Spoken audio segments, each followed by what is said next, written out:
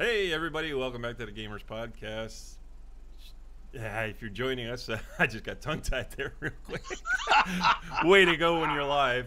All right, so we're here to talk about some more games, some more interesting things happening in the news involving games, and some things that aren't exactly games, but stay tuned and catch up with all the stuff going on with us.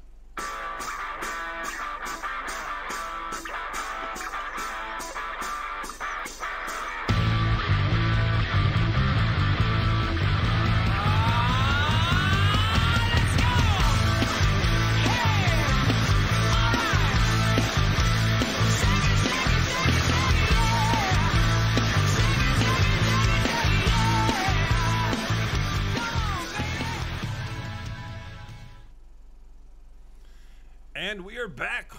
Welcome back. I am Todd, your host, along with my cohort, partner in crime, friend from across the pond, CJ, all the way from Scotland. Go ahead, say hi, CJ. Hi. What's up with you today?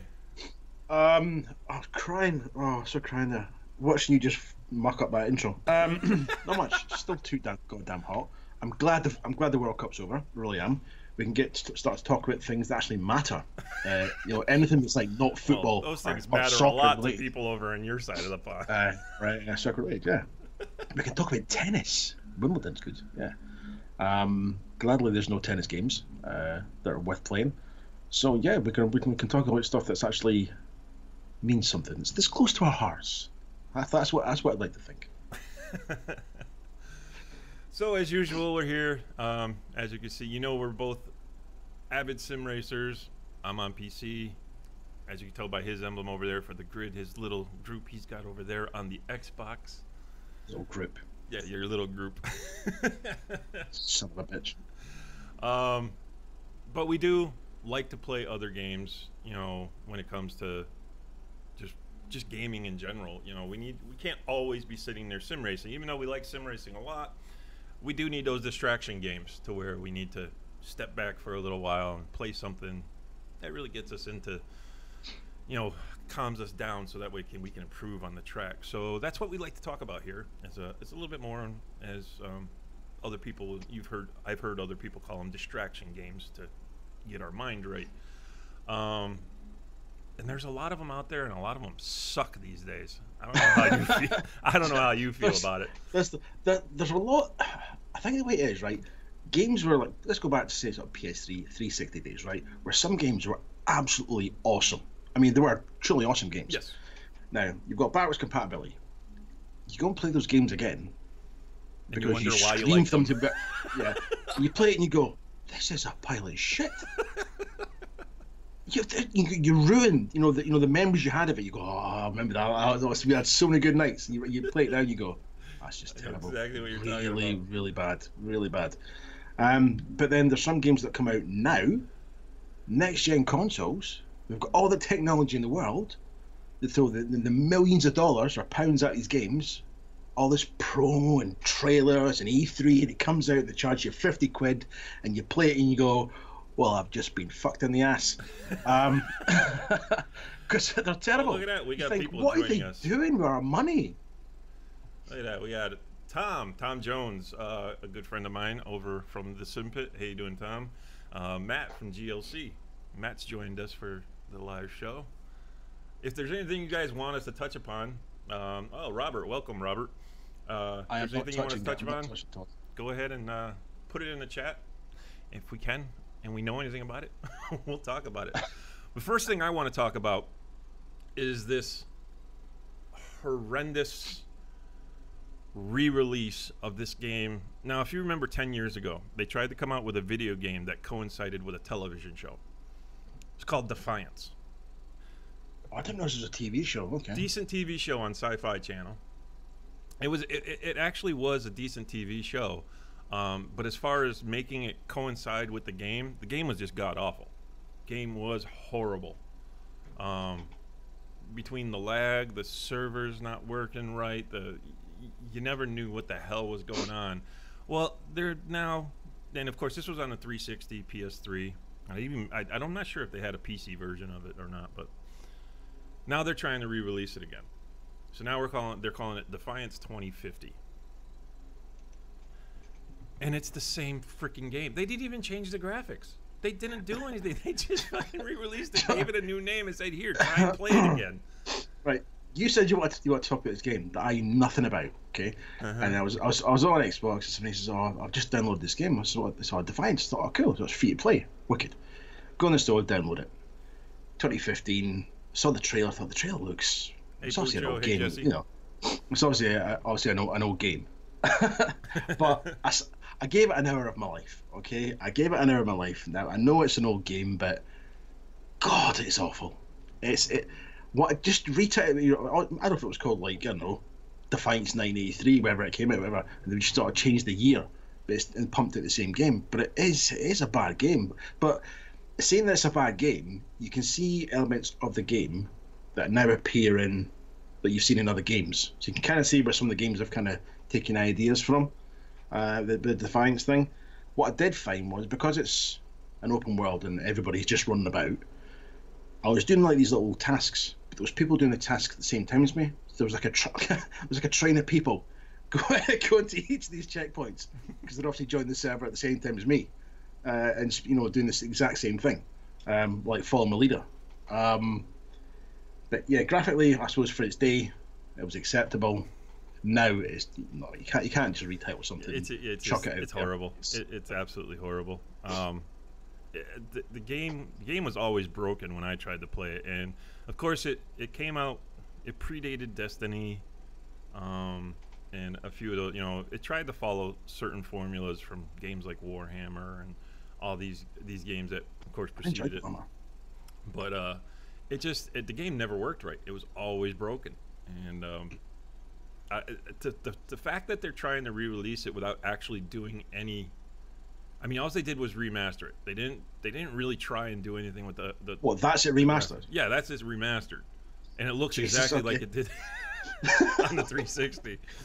It's horrible. What part did the remaster? Did they just like polish the disc up? Oh, that'll do. Yeah, I'm sticking a new title on it. Yeah, I mean, the game itself, for me, it cries Destiny, Mass Effect, Mercenaries, if you remember that game, which was fantastic. It's got a bit of Halo and a bit of PlanetSide, if anybody knows the PlanetSide game.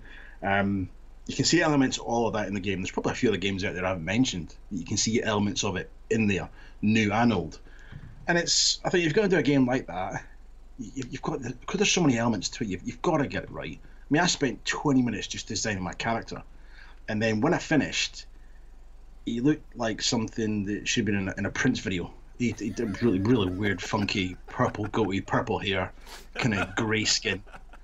And then you meet the first chick, in the game, and I felt totally overdressed for the part. Totally overdressed for it. But I did try to get on in the game, but no, it's just sometimes older games need to be left where they were. And this game leave them there. This game needed to be left in the trash heap. It's horrible. It's not fun, and of course, all the complaints are the same as they were 10 years ago. People are complaining because the lag of the servers. The servers are halftime can't log in. It's same problem you had 10 years ago. Servers working for these games.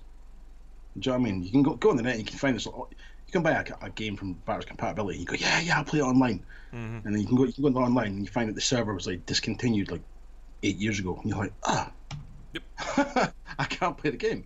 Do you know what I mean? It's so backwards compatibility isn't always the answer. No, but so that's our take on Defiance 2050. Please avoid it. It's if you really need to do something, play Warframe. That is the best. I was playing it just the other day. Game you can play out there right now. Awesome game. I don't understand it, but it's an awesome game. Yeah, just totally ignore Defiance. Play Warframe. You'll enjoy it a hell of a lot more. Really good. It's confusing, but you'll enjoy it a hell of a lot more. I mean, even just like, what was that, Matt? Don't diss Destiny, CJ. that tells you not to diss. Obviously, you weren't listening last week where Gally was having to go at Destiny 2. So yeah, I was there we go. But I was just saying, yeah, Warframe's beautiful. I mean, it is very complicated. It is very complicated, Warframe. But it's a beautiful game. The combat is lovely. It really is nice. It It's a looks good good. fluid game. Yeah. Yeah. So from a game you really need to avoid to a story that is just so morbid, it's not even funny. This is not you getting in the shower with a towel No, going to video. shut No? up. Different. Okay, different. That's for the late night podcast. Okay. I don't know. I don't know if you've ever seen these wakes after somebody dies. They do these special wakes to where they try and This is horrible. they, Oh, they no. try and remember That was when I somebody. found it. They try to remember somebody in a good way, you know, and they Oh, try and man. honor them. This one comes from a case from down in Louisiana, where a teenager was out walking his dog and he was shot and killed. That's not the funny part, by the way. No, that's not the funny part. That's sad. It's tragic. Tragic. Yeah. It's what his family did for his wake to honor him. And, well, you know what? Let me just call up the article right here. Oh no! It's when you see the picture. You're gonna put the picture up. Yeah. It's yeah. just. So here you go down. And of course, they show a PS4. He liked people playing his games on the PS4 and stuff like that. So they figured, why That was his not passion. set him up That was his passion. Yeah. looking like he's sitting there playing his PS4 with a bag of Doritos and a bottle of Coke, and I think there's even some zebra cakes in there. But if you're looking at the screen right now, yeah, that's him sitting there in a Celtic shirt. It's. They it's propped quite, him up to make it look like he's sitting there playing his video games, and that's the wake. That's It's disturbing. I mean, can you imagine like 10 kids? You know, Uncle Ronnie got shot. Well, you know, he won one last time to see him. Okay, Mum. You go along and there's your Uncle Ronnie sat looking all waxed up, playing his PS4. But he does. It just looks. It's disturbing. it's very No, disturbing. it's very very. I mean, it's tragic that this kid got killed to begin with, but then, I mean, this is certain how you things want to you do. remember him? You want to do Yeah. that to people? I mean, there's definitely certain things you do to respect the dead, no matter what walk of life you come from, religion, creed. It doesn't really matter what faith you have. That, in my eyes, when I saw it, as soon as I saw it, because I was talking to Gally at the time, put the link over to Gally, and I was like, "You've got to see this because you won't believe it." And for me, being a Brit, right, there's some things that happen in the States that just shouldn't happen. And that just shouldn't happen, man. Well, you guys aren't. We're not. You know, what's the word I'm looking for? We're not alone in that. You guys do some pretty screwy shit over there. I don't think so, Matt. Yes, Tom. That is completely weird, and it's very weird. But thank you all for joining us for the show. Hope you're being entertained. Again, if there's anything you want to talk about, go ahead, put it in the chat, and if we can, we'll talk about it. But we're not going to talk about anything that Matt puts in there. Except Matt, not Matt. No, that's not a lie, Matt. Okay. Here's one that's it's kind of it happened, but it was solved real quick. But I guess YouTube is tired of people talking about Twitch on YouTube. I'm with them on this. If I you're, understand where they're going with this. and it's been a rule. It's always been a rule. I mean, the people who have been doing it are breaking the rules, and they know. But YouTube has never enforced it. So, what's now going on? And if you watch YouTube and you're somebody who likes tech channels, you know who Linus Tech Tips is. You know who a few other of these people are. Who are they? They were Cerny, a couple of these guys who are gamers, and they stream. Well, they sat there and YouTube decided, you know, we're tired of you promoting your YouTube streaming, and they totally just deactivated their channels, their YouTube channels. And of course, now their channels are back on. Of course, they got in touch with YouTube, said that, you know, this is bullcrap, blah, blah, blah. You gave me a strike and then just automatically turned off my channel. What was that, Tom? First rule of YouTube Club: you do not talk about Twitch.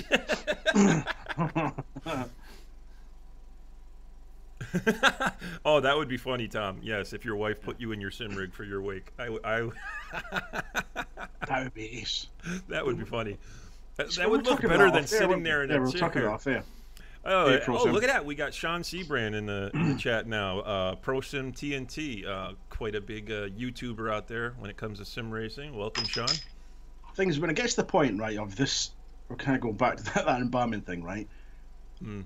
I don't know a lot about dead people, and I don't really know a lot about embalming, right? But I'm assuming when you're embalmed, you're still quite supple. Because the question I would have is, if you sat in that chair long enough, do they have to have like a bigger hole to put them in? I don't know.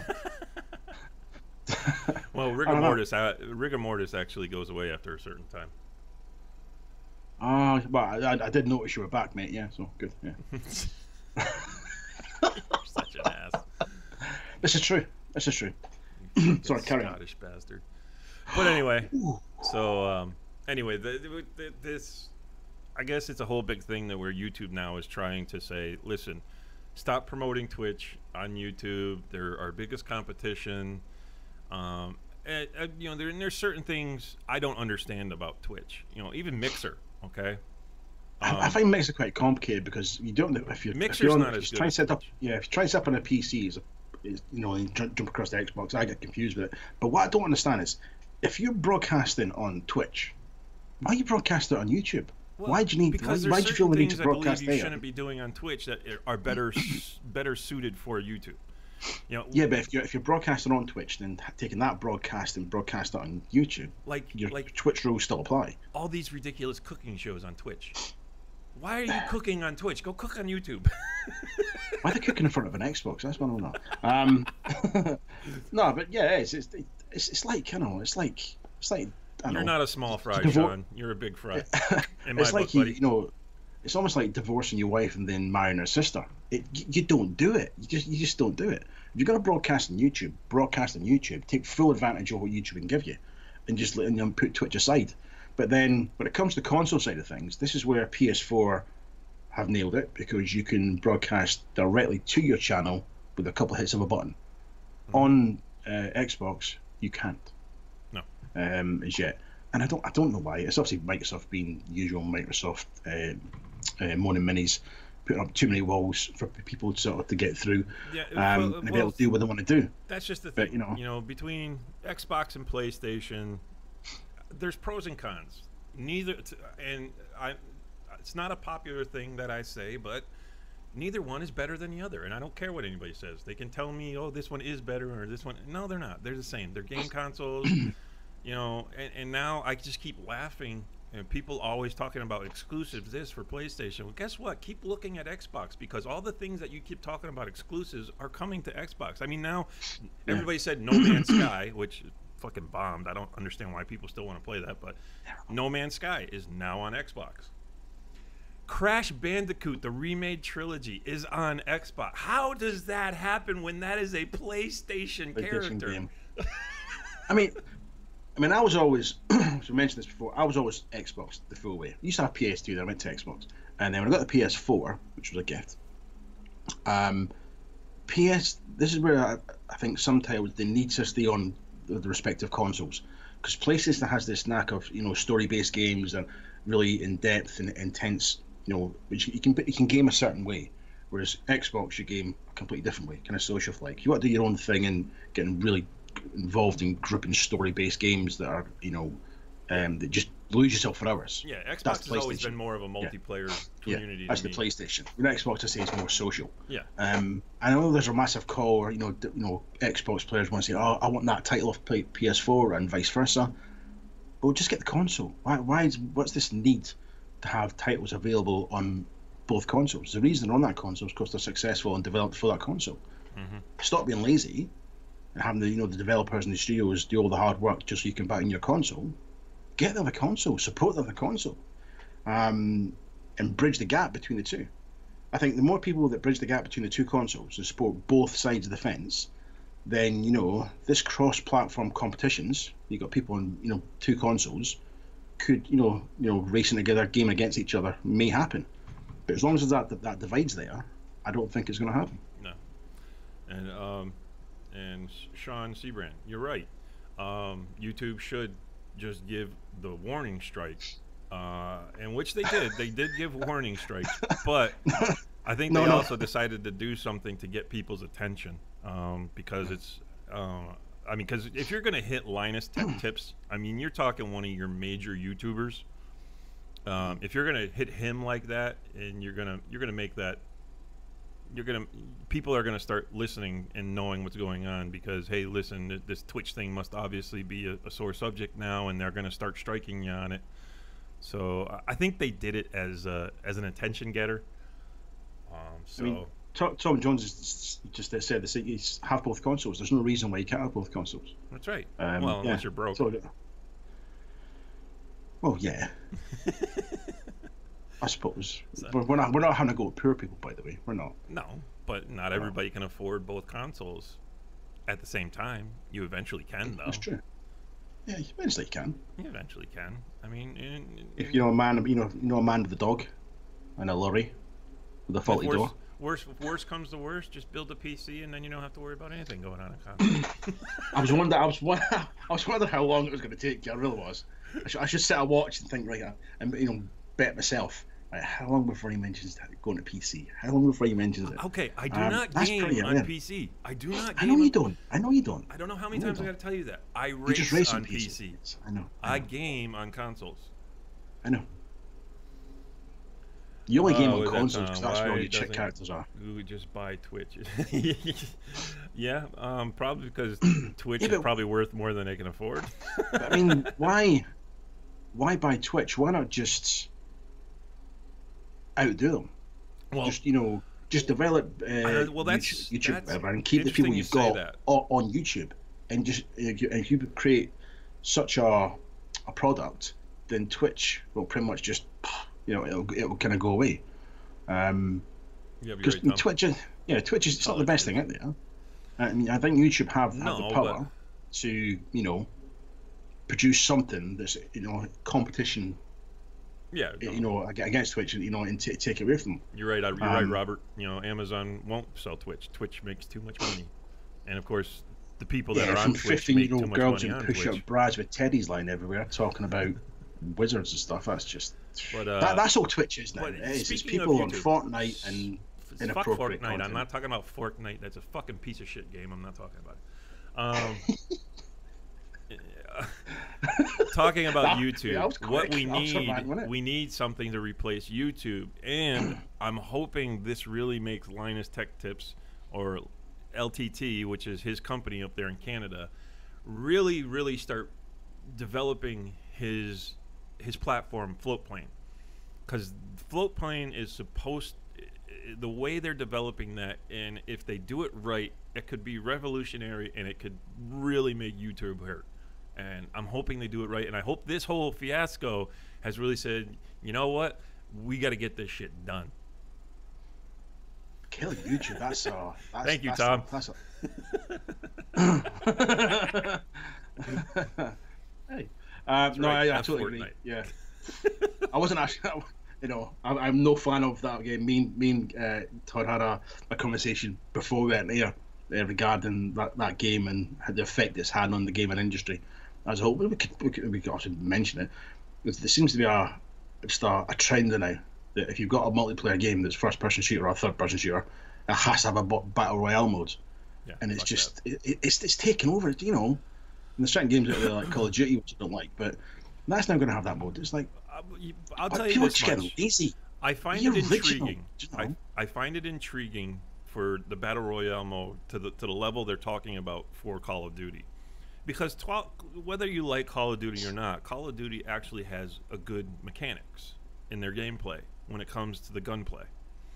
So I think it might be interesting, because that's my biggest problem when it comes to PUBG or H1Z1 is the gunplay is not solid. We're in agreement there, Robert.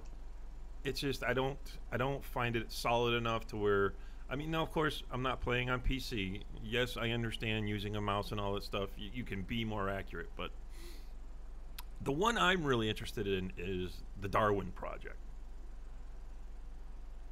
Yeah, you're right. You're right, Robert. I hate that game too. Yes. um, the Darwin project looks interesting because instead of this whole massive 100-person blah blah blah blah, you're getting 10 people, and you're set in this snowy world, and you've got to track each other down and kill each other in this smaller size map. And it looks very interesting because of the weapon types you have to use, the abilities you get for tracking, special abilities, and so forth. So it looks interesting, and I'm looking forward to seeing more on that game. I think it's coming to early access. Do you not think that this battle royale trend that's going now is just it's massive battle royale modes have been around for a long time. It's just like people Yeah, are but it's just now just more- starting yeah. to notice them. Yeah, they've exploded now, and obviously Fortnite's probably the guiltiest person, game for creating this. I mean, you want to talk about a ridiculous one? Let's talk about Warface. Funny you mention that because I came across that. Warface is a failure of a battle royale game. Yeah, and that's coming to consoles. Because it's failed so badly on PC. Yeah, PS4 are going to get early access around about August 14th. And Xbox, the date for that is to be confirmed for their early access if they get it at all. But the game's due to release mid-September.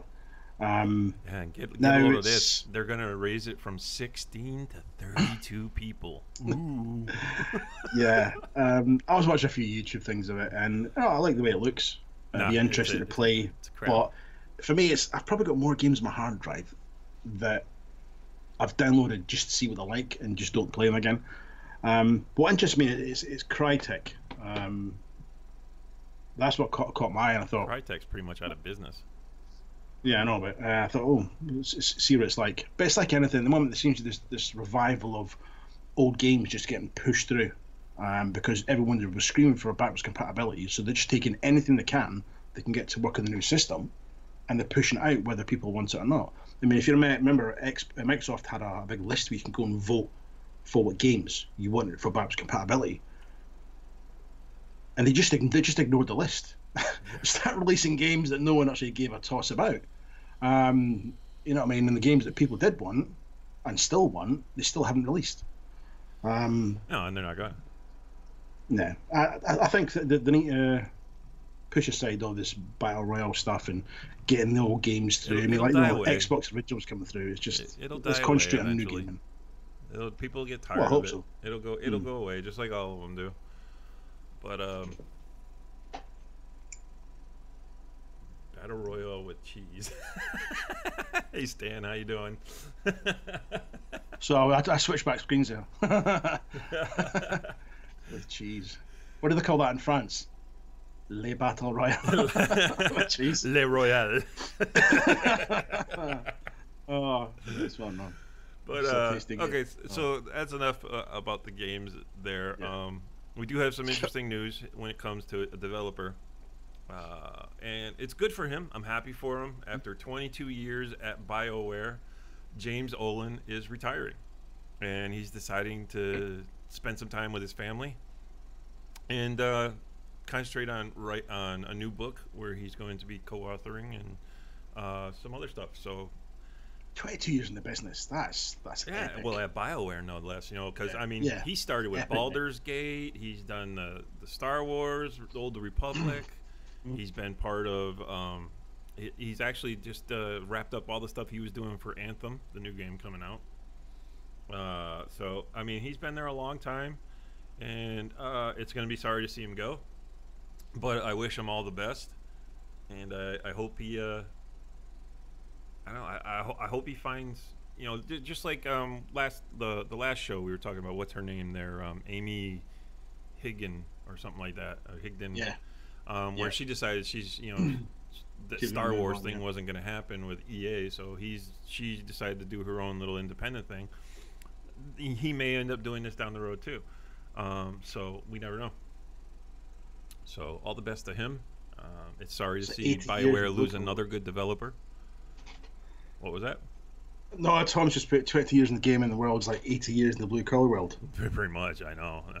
The amount of hours. Tom looks good for 80, doesn't he? He really does. No idea what you look like, mate. Yeah. We don't pay a profile Tom's picture. actually a cow. He's a cow. Yes, he's a cow. Wow. We call him Tom Wow. Cow. I was going to say, do you use that new Xbox controller for when you're playing with the hooves? Okay. Bad taste. That was bad taste. One thing you've got on the list here, mate, is the F1 esports draft. Yeah, Now, you guys on the chat, you can feel free to add whatever you want to add to this, because there's a lot of us that are pissed off about this thing. Right. So go ahead. oh, see, I got it wrong because I read it wrong initially. I thought the F1 drivers were going to be doing the driving and stuff. With the esports F1, do you think esports is getting too serious? When this first started out, esports was a thing where your everyday man or woman could go just to show their abilities, gaming, whatever game they wanted to do. It was kind of friendly little competition. You go down, your city, whatever, and have a little battle, and that was it. Then it started being appearing as little shows on the internet, on YouTube, and whatever, streamed. Now it's become big money. Right? It's now become this massive professional outfit. And for me, I think they're kind of taken away from what it should be. I think it's possibly got too. No, we wanted this. We want. I don't know. For me, there's a fine line between it being gaming and being, like you say now, professional. Gaming is what you do at home. Professional. This is not gaming. This is professional racing, and whether it's on a simulator or whether it's in a real car, I don't care.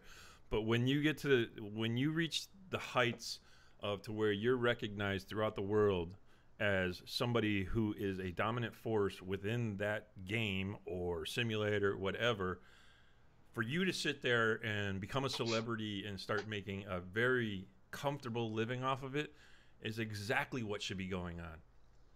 I'm sorry, it's a whole different thing than somebody who's making a comfortable living. I think it depends. It depends on the game. I agree with you when it comes to Halo and Call of Duty. Bullshit. These guys shouldn't be sitting there being rock stars and all this other stuff. Yeah, no. If it's sim racing, something that takes like talent. Yes. Serious talent. Whether it be flight sim, racing sim, whatever it may be. Yes, fine. You hit it on the nail on the head when it comes to the Call of Duty, Fortnite, whatever you want to do, right?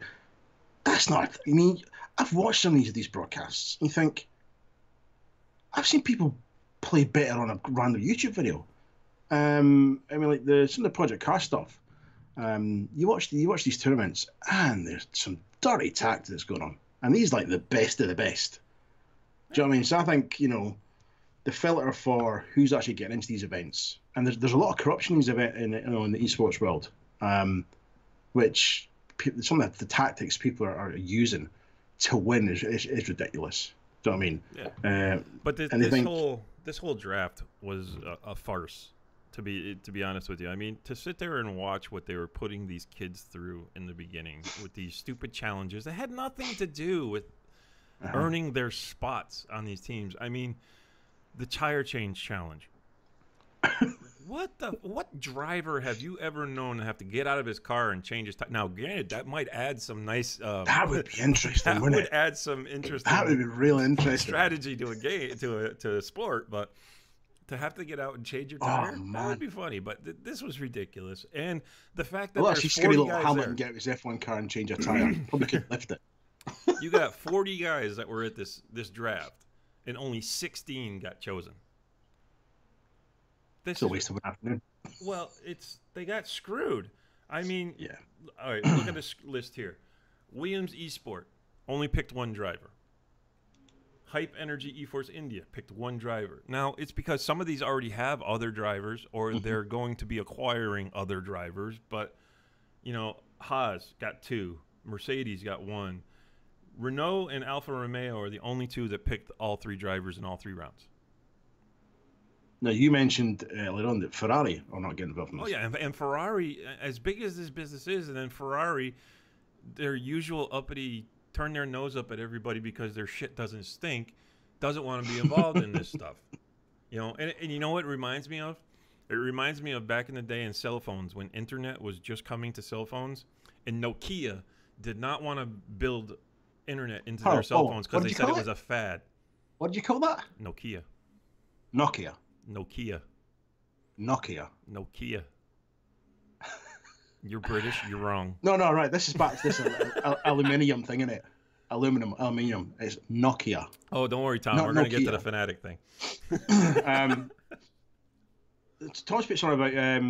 He said, "Is that why the heck is it so confusing F1? Why are there F1 teams drafting sim races anyway? This is something else they're doing. They're looking at to bring on new drivers for new seasons and the future of racing because the cars now you don't necessarily have to be the best driver in the world to drive them because the car does so much for you. It's about understanding the mechanics and the technology that goes with it. And even Lewis Hamilton, who I don't like, made a statement a while back about how easy the cars are to drive. You don't need to be the best driver, clearly, because obviously he's driving one. So they are starting to look at the sim racing world because there's been various videos on YouTube of they put the sim racer up against the real racer, and the time comparisons are negligible. There's not much in it. So it makes sense for these professional outfits to start looking at the sim racing world to say, look, we want to bring in a new driver. Why are we searching, the face of the earth? We just got to look online and go, well, he's the fastest sim racer, in that country, whatever. Let's have a look. Let's see what he's like actually on track. And some of the guys that had the chance to go into a real car. And guys have proven they can do that. Yeah, the transition like there's nothing. Van Buren. Yeah, they've had a few laps to go to each of the car, and the next minute they're settled in. Mm-hmm. Now that must be quite. It must hurt for the drivers who have had to fight their way through go karts and all the way up to make like Hamilton to make their career. And here's a guy who races in his bedroom on a weekend, and he's putting in the same lap times that you've spent your life trying to get. Well, that's what that's what Hamilton's brother did. Hamilton's brother was a sim racer. Yeah. And he got him a shot. So it's I don't know. What was that? Oh, okay, I thought you said something. No, I was reading this. You hear the ticking, did you? You hear the whirring going on. But it's, I don't know. I like the fact that the sim racing world has esports to look forward to, and I'm hoping more things take off instead of just Formula One. I'm hoping more things happen in the GT world. I'm hoping more things happen in the BTCC world, the WTCC world. Yes, touring cars, mate. Yes. I think for consoles, right? You'll be honest. I know PC are quite. They're okay when it comes to touring cars. You've got a massive selection. Consoles, there's people screaming. And I've seen various posts. My mate actually posted just on Facebook like 2 days ago, asking for another Talker title to come to the console. So we've actually got a proper touring car title instead of touring cars being in amongst a title like Project Cars 2 or Site or whatever, an actual touring cars title for the console. I think it's long overdue. I really do. Probably any touring car seasons that we run are very popular, but as popular as they are, the people are going, oh, this car's missing, or that car's missing, or the touring cars from the 80s aren't present. You've got some really iconic cars there, especially the DTM cars. We have fun with some of the DTMs, from the 90s and stuff like that on PC, especially when it comes to games like Race Room. Fantastic game. I think Race Room, they really should look at a possible console version for that game, because I think it can be done. The way you purchase content for that game, I think it could work well for console. I think they could bring that game easily.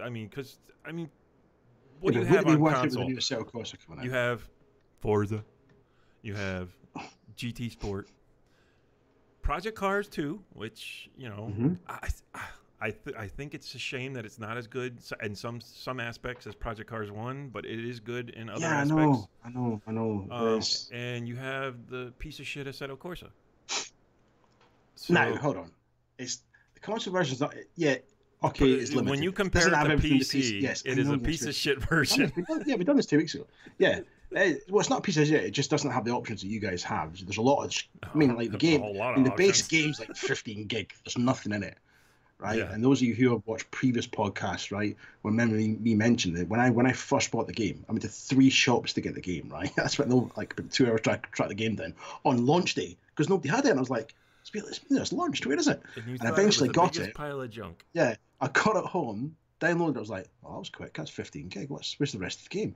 And I thought it was kind of beta, and I played it, and I was so annoyed with it. I actually put a video up on YouTube. It's not there anymore.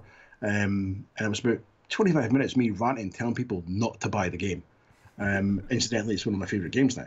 But yeah, I've never understood why it doesn't have the tuning content that Project Cars and Project Cars 2 has and that Forza has. I don't understand why they didn't add it in there. It's very, very basic what you can do with the car.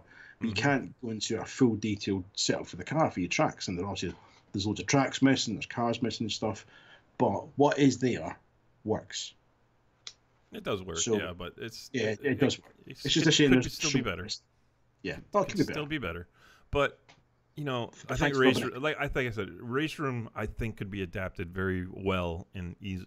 No, maybe not easily, but it could be adapted well to console. And then when it comes, speaking of AC, I'd really like Kunos to get off their fucking ass and tell people once and for all, is the fucking thing going to console when it comes to Assetto Corsa Competition? I think their announcement or their lack of announcement with this is probably in the same little box. The answer's in the same little box, right next to the answer about VR for Xbox. It's in a little box and the lock and key, and they've lost the key, so they can't answer the question. Yeah. I'm just tired of them not answering it. It's just if it doesn't come to console, there's going to be a huge community. Very disappointed. Yes, they will be pissed. And here's the thing, though. You bring Assetto Corsa to console, a very basic, the base game, which, of course, you get the base game when it comes to PC, but the PC has so many more mods. things you can do because of mods and all that other stuff. So you're not going to be allowing, from what they said, they're not going to be allowing mods for ACC. Okay, so they're gonna not have the mods going on there. So basically, if you released it on both systems are going to have the same content. But you should have. I mean, any title that comes out. Why not? They should be the same whether it's PC or. I mean, just look at the price. The price is something that's always bothered me, right? You buy a game on PC, it'll cost you £12. You buy a game on console, it'll cost you £50. Hold on a second. What's the difference? It's the same bloody title, but one's like a fraction of the cost. And something I've never ever understood about the PC world. I don't know about over there. The pricing. Here, when the game first releases on PC, they're pretty much the same price. But then eventually, like places like Steam and stuff, they do put them on sale. So they go on sale much faster on PC. I will give you that. So the prices go down much faster. But definitely need to equalize I suppose, or level the playing field when it comes to the platforms in which games are actually operating on. And give everybody a fair crack of the whip. Yeah, because you guys. You guys have F1 also. You also have the F1 games, and it's just which are terrible. Yeah, no, they're terrible. Yeah, consider it's the official game for the F1 season, and you get it, and it's a bloody arcade. It's you drive an F1 car in an official F1 title, right, and then go and drive an F1 car in Project Cars or Project Cars 2, for example, or Assetto Corsa. Especially Assetto Corsa, you drive the Ferrari Assetto Corsa, and it's mint. It feels like you're driving an F1 car. You drive it on the F1 title, and it's just an arcade. It's not very nice. They don't handle very nice. It is.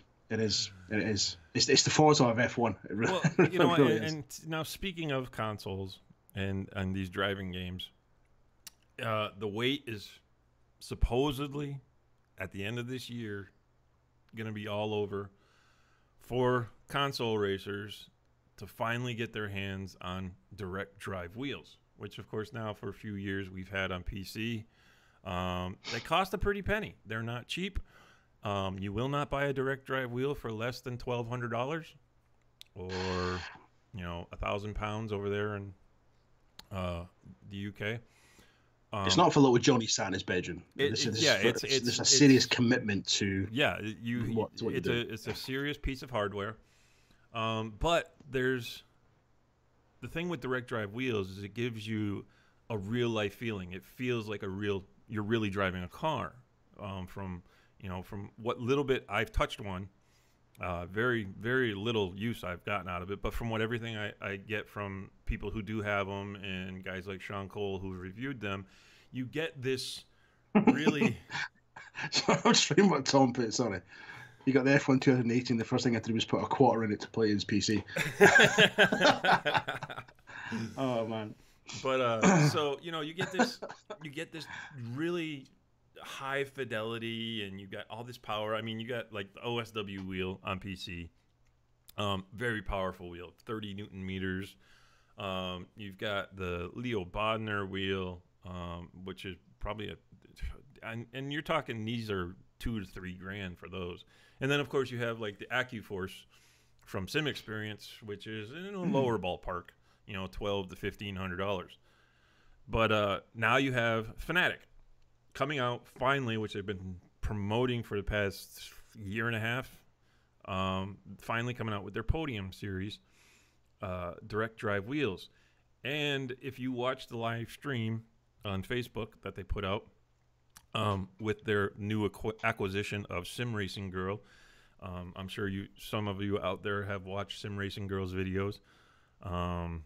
She's a YouTuber, well, sort of YouTuber. I don't think she's all that great all the time. But can she race though? She can race, and she's proven that.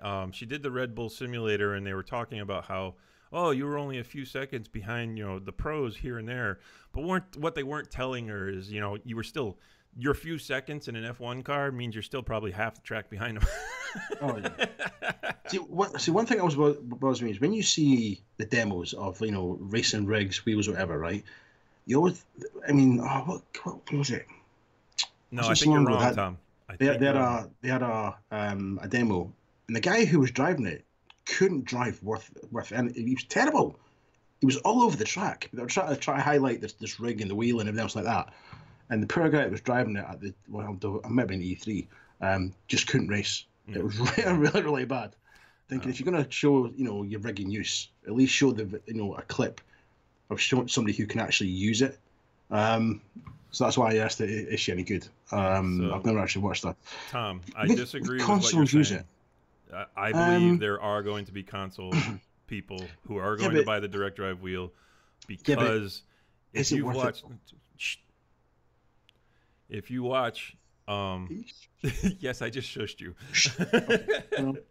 If you watch some of the YouTube videos of what people have shown with their rigs and how much money they've invested into their racing on PlayStation, you're definitely going to get some PlayStation people buying these direct drive wheels because they don't want to race on PC, and they think Gran Turismo is the greatest thing next to sliced bread.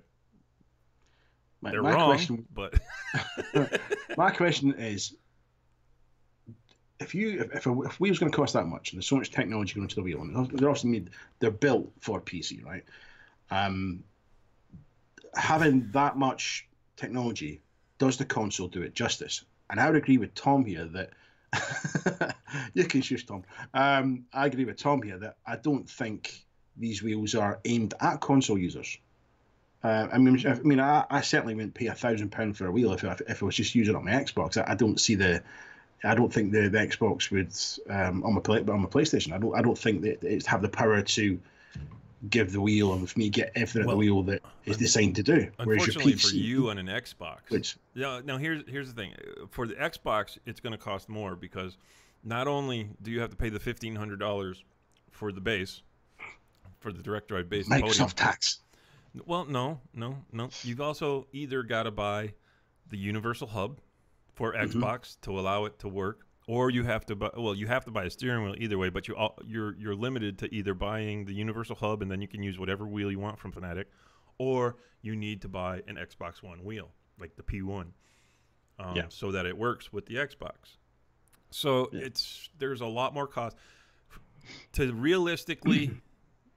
Now, if you're somebody who's already using a Club Sport V2 2.5 or you're using the CSL Elite, you've already probably got pedals and you've got wheels and stuff like that. So for you, then it's just a matter of just buying the base, and you're still going to use all the ecosystem when it comes to the pedals and the wheels, the rims and all that stuff. So you'll be somebody who doesn't need to make that initial investment.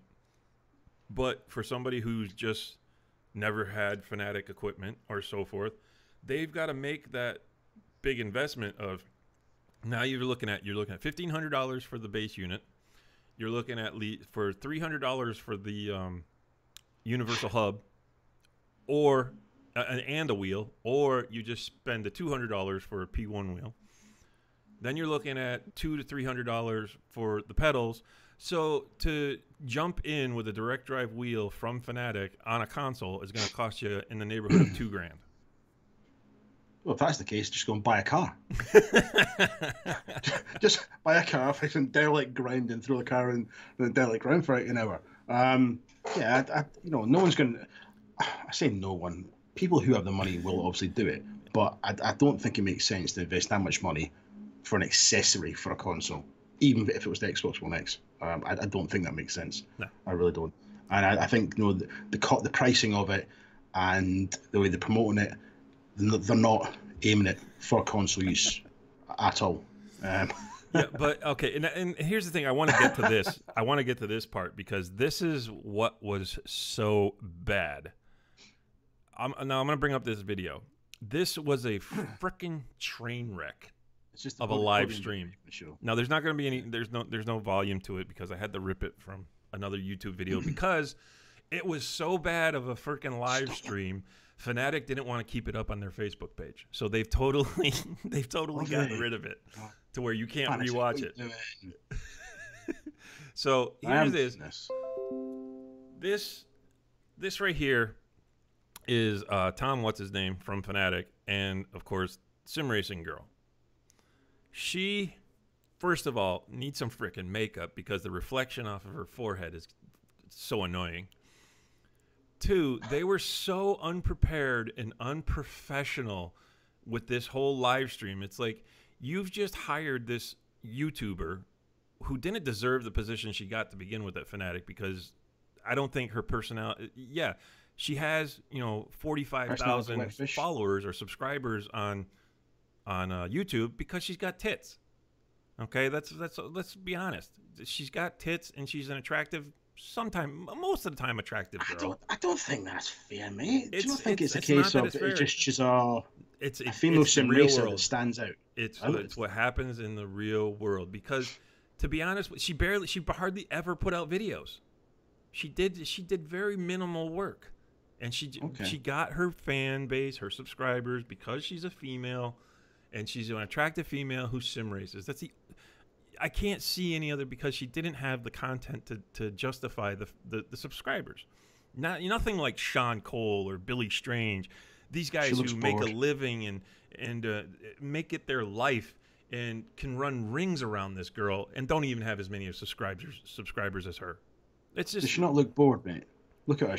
She's like, what are you talking about? Can I just get my hands on this wheel? Never smile. She's not a live streamer.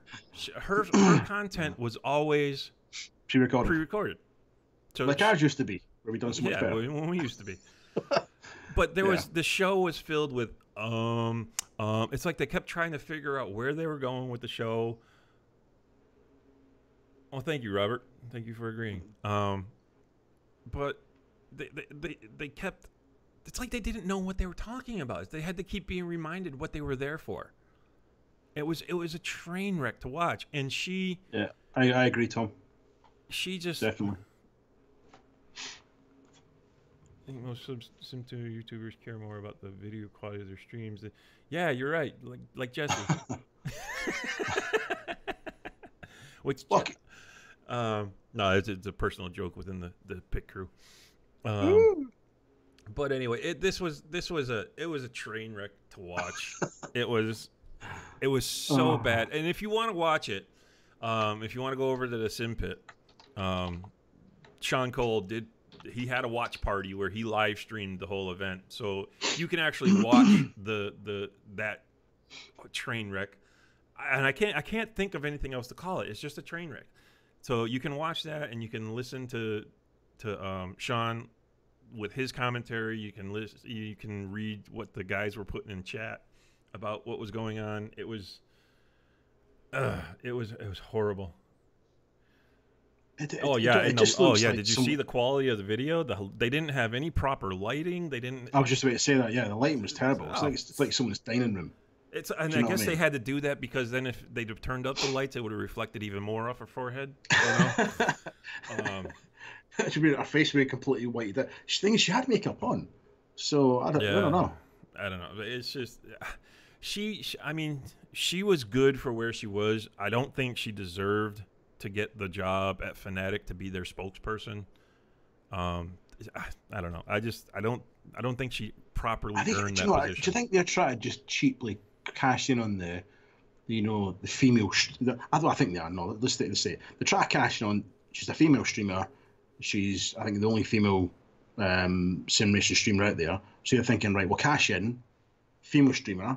She's well, that's just it. She's not. She's not. Yeah, no, but she's kind of a. There's some really good streamers out there and racers that can outdo her that are females, but people don't know who they are. And off the top of my head, I can't remember their names, but maybe you guys can help me. Sean Seabrand, Tom Jones. What were those girls there that Sean was going to get interviewed with? That are doing. They actually really race, plus they sim race streaming. Oh, right. The first rule about the Gamerz podcast is you never mention Forza 5. Never mention Forza 5. What are you guys doing? Seriously, you try to get us shut down. We're talking about sim racing. Somebody brings up Forza 5. I know, jeez. I'd rather you talked about Mario Kart. Come on, guys, really. Tom, I'm so disappointed in you. oh wow, Sean, you think that was worse than the Forza 5 letdown, huh? Wow, Emery, that's it. Yes, Emery, she is a very, very good. She's from Australia, and she does a lot of YouTubing, streaming. I think she does it on Twitch too. Yeah, if you really want to watch a good female streamer, and she does a lot of iRacing, Emery, she is very good. So anyway, I made a friend. But I mean, he's not a homo. I think, and then here's the thing. Now, of course, you have multiple options for Xbox when it comes to that direct drive wheel from Fnatic. But when it comes to PlayStation 4, they're going to only allow you to buy the DD1 version with the F1 bundle. According to what they said on that live stream, that's what's going to be available. The F1 bundle with the DD1. Now, here's another thing. Must be a massive F1 community. All right, the DD2. The DD2. Now, this one's a little less powerful than the DD1. So you have two different options. So you have the DD2, which is going to be $1,500, blah, blah, blah, blah. The DD1, get a load of this one. How much is it? Well, there is no price right now. Why? We're only going to sell it at an auction. So each time we want to sell one, we're going to put it on the website, and you're going to bid for it. You're not going to be able to buy it. That sounds about as disastrous as when Sony announced the cost of the PlayStation 3 at the big conference. Oh, I know. Everyone was like, "What? I've got to donate a kidney? What the hell? Auction? Just put a bloody price on it." All that is that's just them trying to drive interest. So everyone's like, "Oh, I want it. How much is it going to cost?" And they get all these people waiting for the auction. And they're going to go, right, I can afford, I don't know, $1,500. Yeah, cool. And like, oh, we'll start the bids at $1,500. Then that person straight out with the next bid. I don't know. That's a cheap way of doing it. Why do that? Just put a price in it. That way your audience will know whether they can or cannot afford to sell their grandmother to pay for the wheel. People just want to know. Can I sell Granny? Or have I got to sell Uncle Joe as well? People just let people know. All right. So stop messing around. I think it's great that consoles finally have an option to where they can spend a ton of money for a direct drive wheel, and it's not. I mean, I wish there was more options, but at least there is now a direct drive option for console people. But I think I don't know. Emery's mainly on Twitch, mate. Quite controversial. She's on Twitch. Yes. Yeah, I've said I think she did some YouTube stuff in the beginning or whatnot, but yeah, she's mainly on Twitch now. And yes, Stan, yeah, I did mention she was from Australia. She's young too. She's I want to say she's only in her early 20s, if not going to be. But she I'm not saying actually that. Sean did do an interview with her, Sean Cole on the Sim Pit. And she's down to earth. She's funny, and she's quite good. She's ranked quite well in iRacing. Actually, I think she's on my friends list in iRacing. So Really? Oh, I should have got her in for the broadcast, mate. Could have done, live broadcast. Yeah, could have got rid of you. At least somebody who could speak English.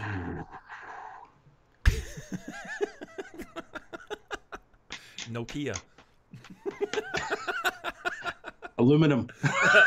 Aluminum, exactly. Aluminum. The DD2. No, I believe, wasn't it the DD2, Sean, that was the 18, and the DD1 was the 24? We'll never know. I believe that's what it was, because the DD2 is the one that you could buy for $1,500. Okay. I could be wrong. I'd have to go back and watch the whole thing, but it's so painful to watch. I don't want. I just sit here racing on my measly little Thrustmaster TX, and it does me. It does me. Oh, hey, we got guys that are on T300s and TXs. Yeah. I've got guys on on TMXs, and they swear by them. Some of your being in the sim world, you've heard the term aliens. Okay, everybody knows who aliens are. There are these guys that are just so fast and unbelievably fast on the tracks. But you know what the main wheel is used by aliens? Logitech. They don't want all the belt-driven fancy stuff. There are some that go with the stuff, but mainly I've got a guy Logitech. who races with me. He's actually one of the co-owners of Project Cars Europe on Xbox. And he uses believe it or not, a Thrustmaster Spider.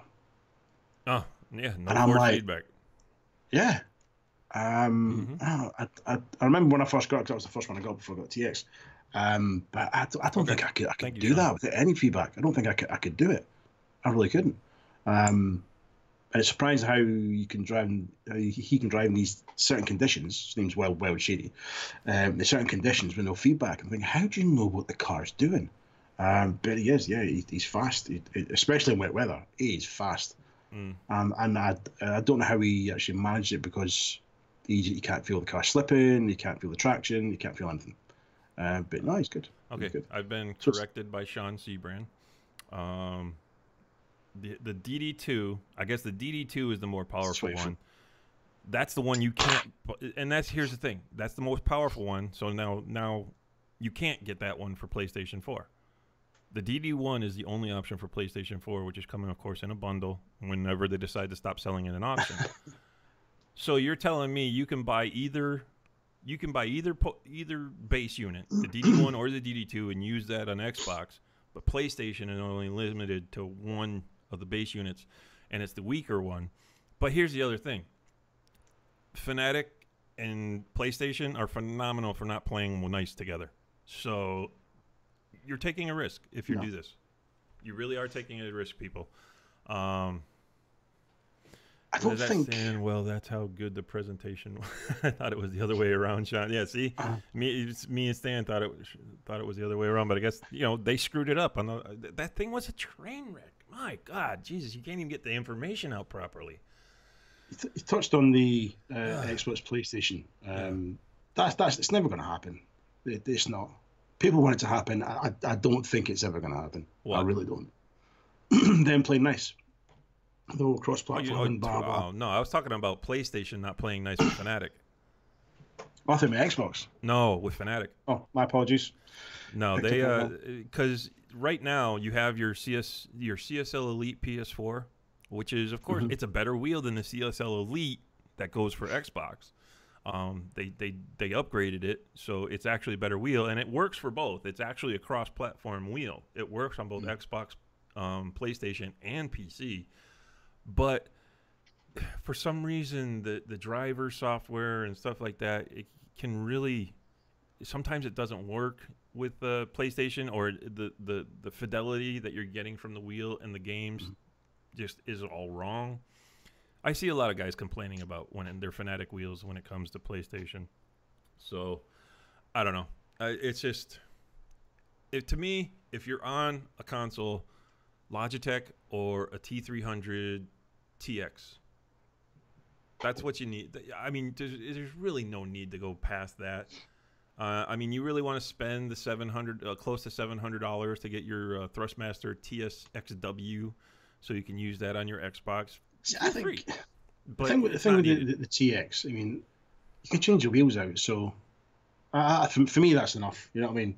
If I start collecting wheels and stuff and using whatever wheels, you mean that does me.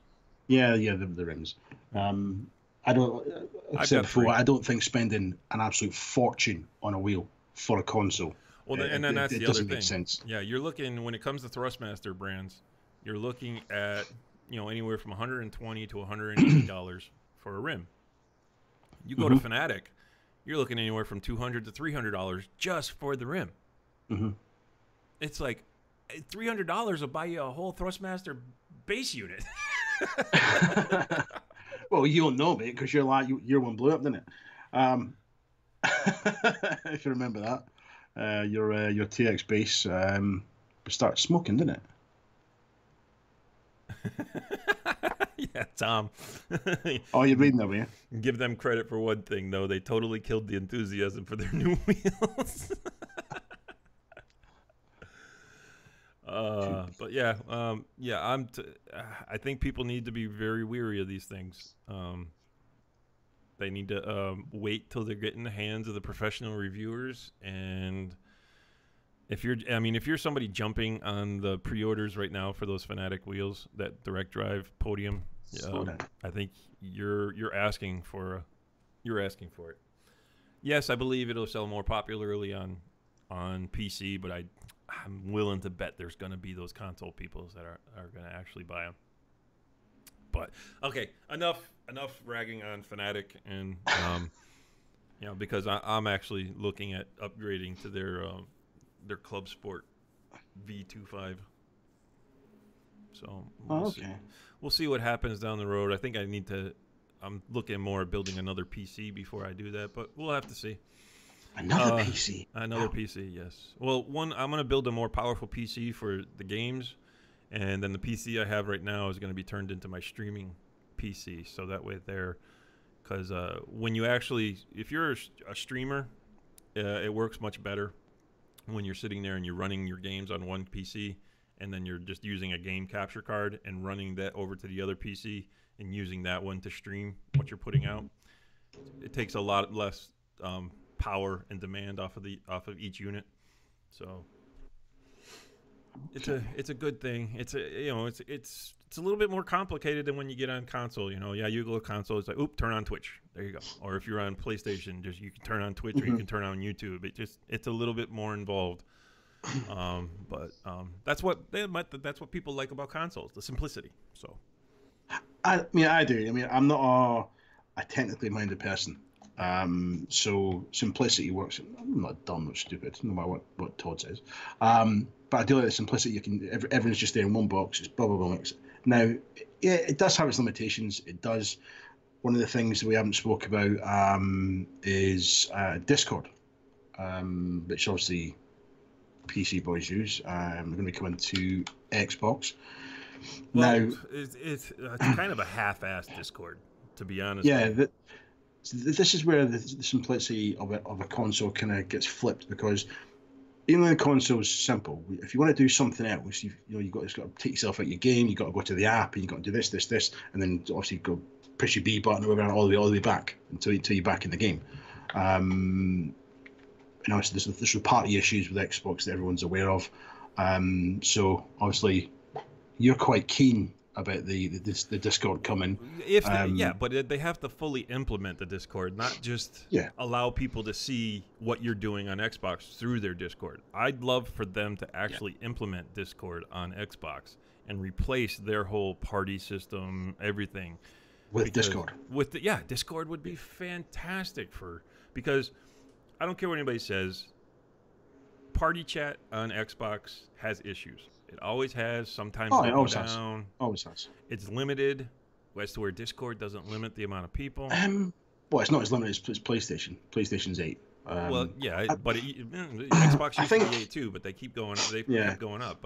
As they've increased it, it's gotten less reliable.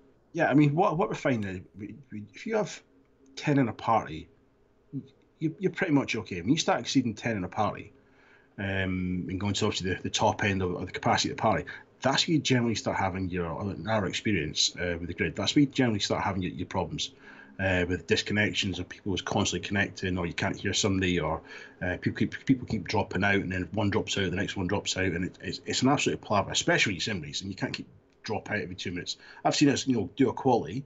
Yeah, that's another option, Sean. Thank you. Sat in the grid ready to go, and then bang, bang, bang, 3 people disconnect from the party. And you're like, okay, well, we've got to get them back in. So we'll find ourselves doing, an unplanned formation lap just to get them back in, so we can race again. Because obviously, we need communication while we're on track.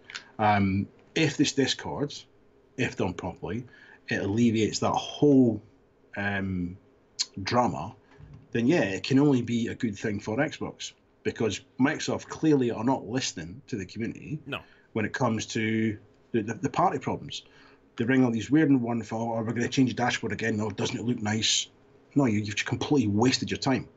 Because you remember one of the last updates, they basically switched back something they'd done before. And it's a waste of time. Put the time and effort into the things that aren't working on your console. And it's the same with Sony. Obviously, their servers were down just recently. Another issue again. They need to get fixed. That's becoming more common than it should be. They've been having trouble with their servers past couple of days.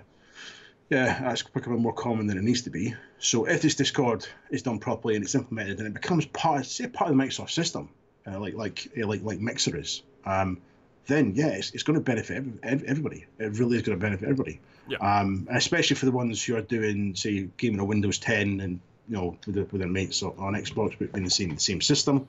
It all makes sense. It does.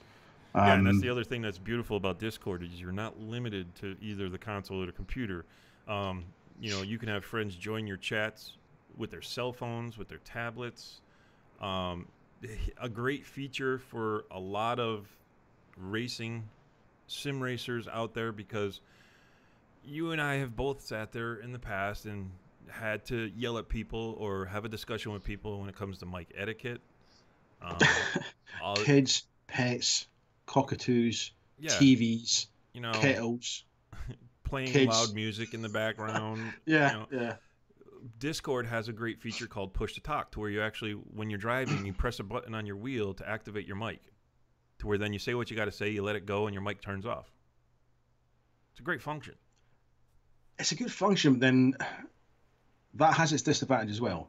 Whereas if you've got your wheel mapped out to say everything you need, you then got to lose a button for the push to talk. And also, now see, the F1 game has a push to talk function that you can map to your wheel. And the problem I found with the push to talk on the wheel was that if you're going around a corner, say, and somebody tries to come up, you're inside, you're out, whatever, and you've got a driver next to you, and you need to say something, you're trying to push to talk while you're crossing over with your hands on the corner and stuff. It can be a bit awkward. Yeah, see, now that's a real bad habit when it comes to console racers, and it happens over in GLC Forza. People talk, and they're always like, "Oh, coming on your left, coming on your right." Since moving to PC, I've adapted very nicely to the fact of we don't talk to each other like that. Yeah, I mean, you need to pay attention. You need to pay attention like a real race car driver. You need to watch your mirrors. You have certain things like on Assetto Corsa, we have Hella Corsa, which you can put in there, and it lets you know when people are coming up alongside you and stuff like that. So you have apps. I'll be able to spot you on. Yeah, PC2 has your spotter function. It tells you where people are. Yeah, you got crew chief. You got crew chief that works Crew with, chief, yeah, but you know, yeah. and the beautiful thing about crew chief, crew chief is awesome when it comes to the PC because it works with so many different games, Mm. and I love it because I didn't have the option of my name when I used it on Project Cars 2 on Xbox. So My would you use name, Princess? but fuck you. Um, Oh, come on! I owed you one at least. no, but but my name That's is it. actually in the PC version, so it's like they have a lot more. They have a lot more programmed into the Yeah, PC version, and it's great. But it is a good app to use. But yeah. I I mean, like not talking to each other. You shouldn't be. I don't know. I'm against being in chat parties I now know. when it comes to See, racing. I mean, it's a non-debatable rule in the grid and the community we've got with Project Cars Europe or with PC2 Fan Zone, and we run it as a community. And I mean, I suppose if you've got a load of experienced guys on track, it becomes second nature on your left and right, and it's purely because of one, we can't 100% trust the game because sometimes the spotter just won't tell you there's somebody there, and two, in some of our seasons and some of our races, we've got everybody from a complete beginner to the really experienced guys all on track at the same time, and it just lets everybody gets it a bit of comfort. You know, it's less intimidating for say the newer drivers Mm-hmm. because we don't run events that are just for newer drivers.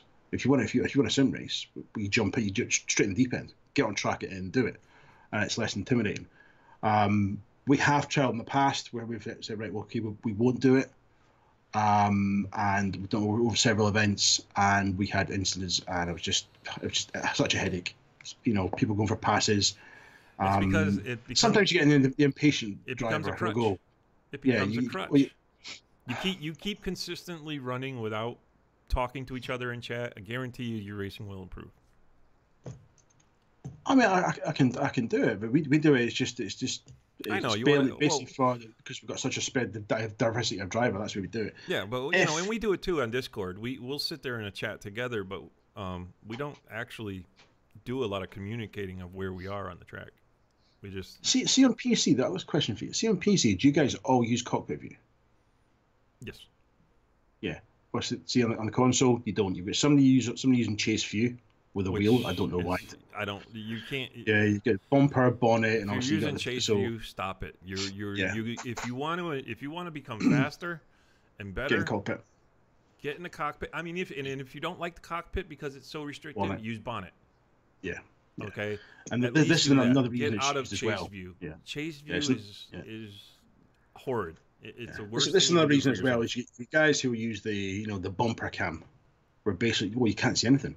Yeah, You, you you, see you, nothing you but don't the know. track. Yeah, exactly. So if there's somebody, even if there's somebody next to them, and they're mirror to mirror, they're not going to know how close they are or whatever. Nope. So that's another reason why we use it. And it works for. Obviously, it won't work for every community, every gaming situation, but it works for us because newer drivers feel comfortable on track. We are looking at elite stuff. We have something in the works that we put back slightly. And if and when that launches, obviously it'll be elite rules. So there won't be any spotters. It's basically on the track, and you've got to look at it for yourself. But some people like it, some people don't. You don't like it. Sometimes I don't particularly like it, especially if you're battling with somebody. You've got the edge in them. And you've got to say, because the corner's coming up, and you've got to think, oh, I know they're going to cut me off here. And you've got to give them a warning that you're going. Sometimes it can ruin the fight. Yeah, but for the newer guys, it works for the newer guys. Helps them sort of bed in. So yeah. I don't know. I believe in throwing you in the deep end. Oh no, we do, mate. Sink or swim. Yeah. But enough on that. Hopefully someday Discord will fully come to Xbox, and because Discord is great. I mean, you could totally replace, other than live videos, you could totally replace party chat, Facebook pages, everything, and just bring it all to one spot like we do when it comes to the sim pit and all that. And yes, you hear me talk about the sim pit a lot. Well, that's where I mainly race. So if you're somebody who likes racing and you know who Sean Cole is, look him up on the sim pit. He's on YouTube. We do a lot of AC racing on SRS when it comes to Thursday and Friday nights. We've got race room going on. We've got an iRacing event starting to come up. So we got a lot to do over there, and that's where I mainly race. So, what is this? We got no cockpit view and sacrilege. Yeah, I've put up there. Cockpit view should be the only option in the game. I think it should. If you're going to buy a sim racing game, whether it's a Assetto Corsa or Project Cars 1, Project Cars 2, figure out Forza, then there shouldn't be an option to use chase cam or bumper or bonnet. It should be cockpit. I think at least bonnet, or there should only be two views. All right, bonnet and or cockpit. Yeah. Those are the only two views that should be in a game. So. Yeah. Because otherwise, why... I do, Tom. I have a channel, but I've not really used it in a long time, to be honest. We have a channel coming up for the grid. Still working on it. There's a few things up there, but it's building. It's called the Grid Racing. It's called. So there's only a few videos on there, but it's kind of just started up. We're getting it going, mate. Yeah, same with me with the GLC simulation. Do you know, I'm just too bloody busy. Well, that's just it. I can't stream. I can't stream properly, so it's like, I've been contemplating. I'm probably gonna start doing some recorded stuff.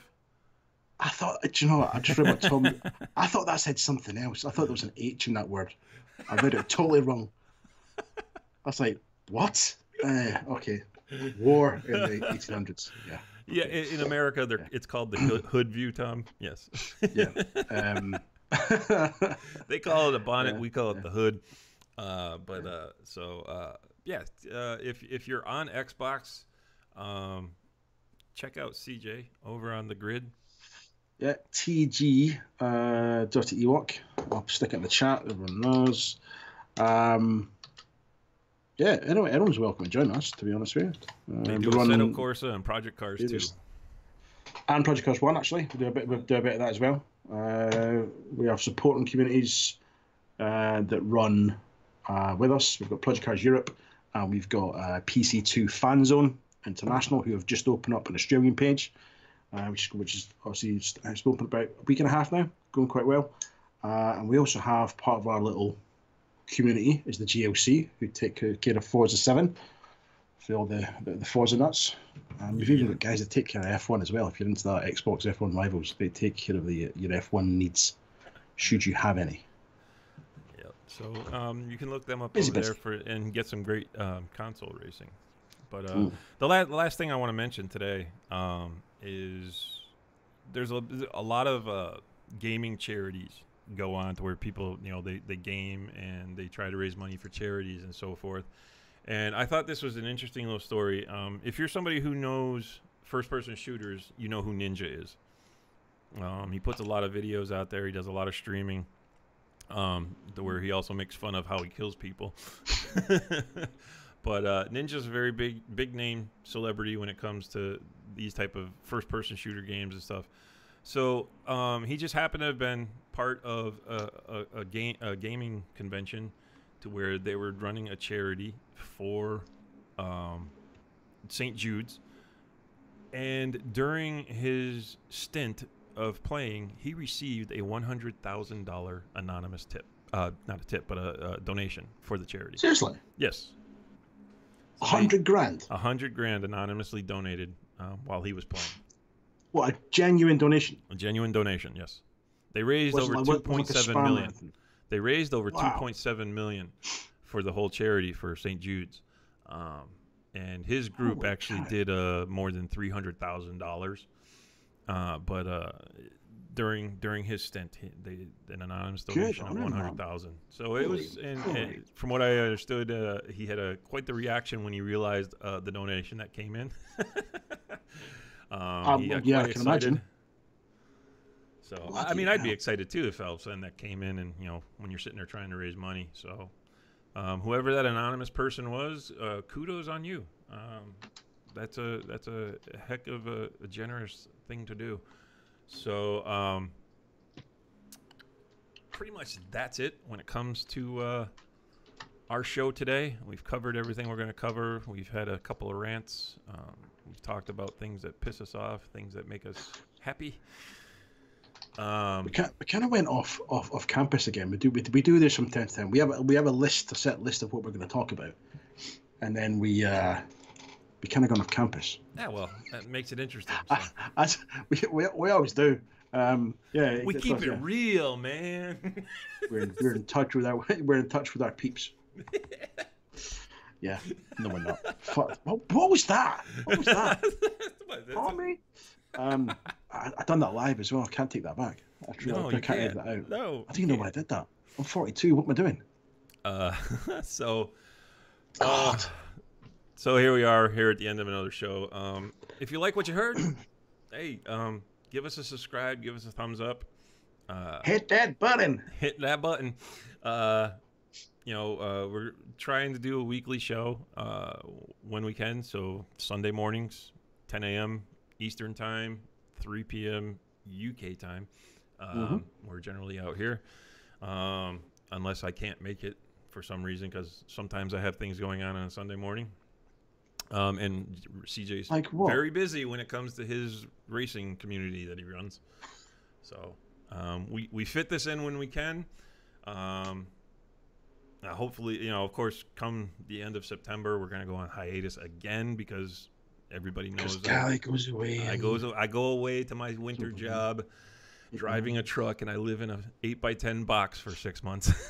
Killing hookers. Killing hookers.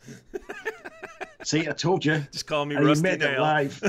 Just call me Rusty Nail. That's disgusting. Is there a love button? Oh, Tom, you're so sweet. This is number 34 of the podcasts.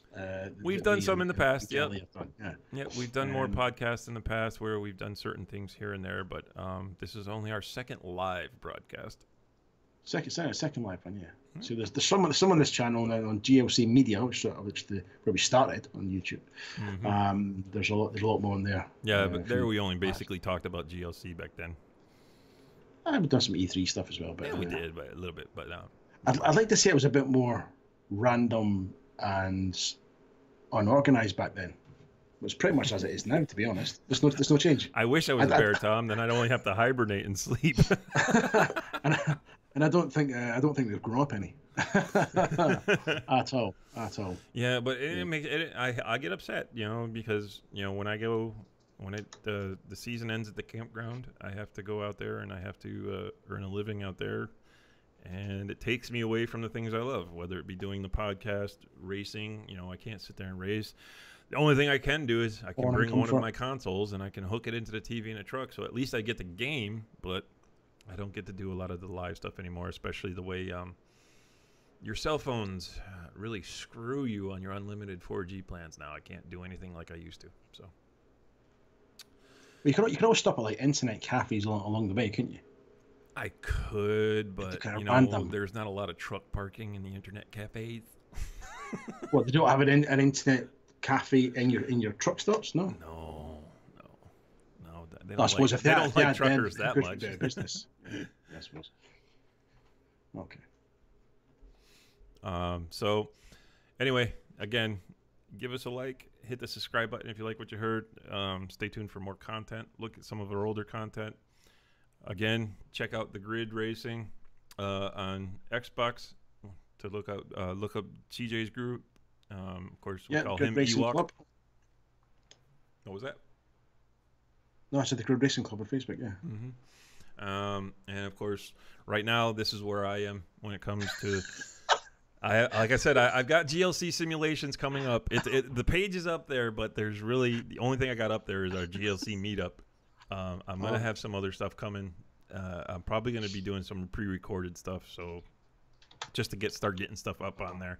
So keep an eye out for GLC simulations. Other than that, anything else you want to add? Yeah, we have a Lethal Weapon fan in the in the party. Yes, Tom. They fuck you in the drive-thru. They fuck you in the drive-thru. You're too far away before you notice. Tom is our resident goofball.